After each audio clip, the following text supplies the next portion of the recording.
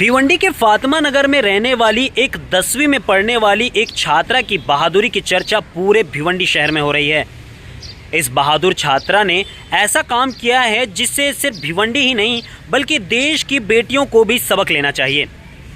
दरअसल वो भिवंडी के फातिमा नगर में रहने वाली लड़की स्कूल जाने के लिए लेट हो चुकी थी और वो रिक्शे का इंतज़ार कर रही थी। थोड़ी देर में रिक्शा भी वहाँ पर पहुँच जाती है और वो भिवंडी की जो वो लड़की है वो उस रिक्शा में बैठ जाती है। उसके बैठने के तुरंत बाद रिक्शा में उस रिक्शे वाले का दोस्त भी आकर बैठ जाता है।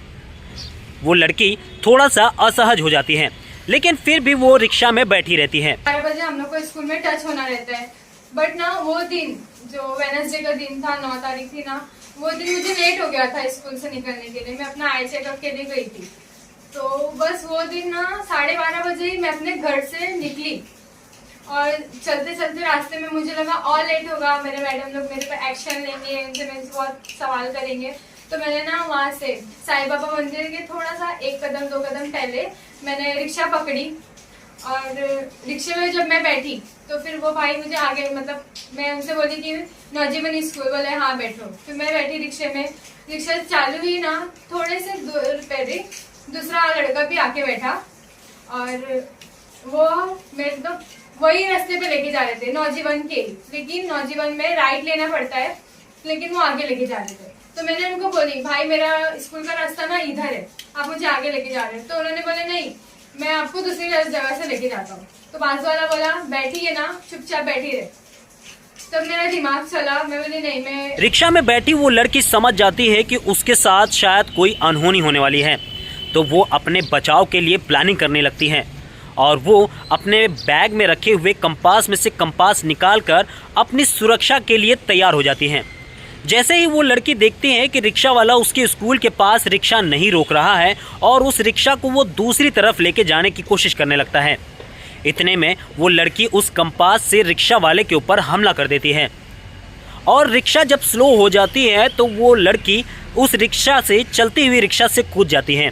हालांकि चलती हुई गाड़ी से कूदना उसके लिए रिस्क हो सकता था, उसके लिए जानलेवा हो सकता था, लेकिन उसको सिर्फ मामूली खरोच ही आई। आपको पैसा दे रहे थे, मुझे इधर ही उतरना है, वो उतार ही नहीं रहे थे। तो मैंने अपना जहाँ पे बैग में बॉटल रखते हैं ना, वहाँ पे कंपास रखी हुई थी, उसको खोली और सब सामान नीचे गिर गया। तो मैंने जो मेरे हाथ में आया, सर्कुलर आया, तो मैं उनको रिक्शे वाले पे मार दी। तो मतलब रिक्शे से उतरे कैसे? जैसे ही वो लड़की रिक्शा से कूद जाती है तो रिक्शा ड्राइवर और उसका दोस्त ये देखकर डर जाते हैं और वहाँ से वो फरार हो जाते हैं। वो लड़की उठती है और सीधा अपने स्कूल पहुँचती है और वहाँ पर जाकर स्कूल के प्रिंसिपल से अपनी आप बीती सुनाती है, जिसके बाद प्रिंसिपल उस लड़की के घर वालों को बुला लेती हैं और उसके घर वाले और लड़की सीधे शांति नगर पुलिस स्टेशन में पहुँच जाते हैं और इसके बारे में जानकारी देते हैं। जिसके बाद इस घटना की गंभीरता को देखते हुए पुलिस भी एक्शन में आती है और ताबड़तोड़ कई सीसीटीवी खंगाले जाते हैं, जिसके बाद उस आरोपी को पकड़ लिया जाता है।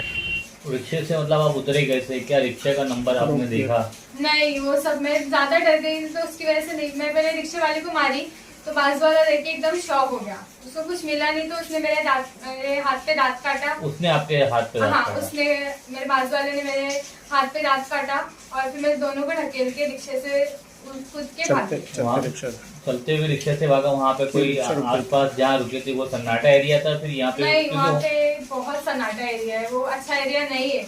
भिवंडी शहर के फातिमा नगर में रहने वाली इस लड़की की बहादुरी की चर्चा पूरे भिवंडी शहर में हो रही है। भिवंडी के फातिमा नगर में रहने वाली इस लड़की से पूरे देश की बेटियों को सीख लेनी चाहिए।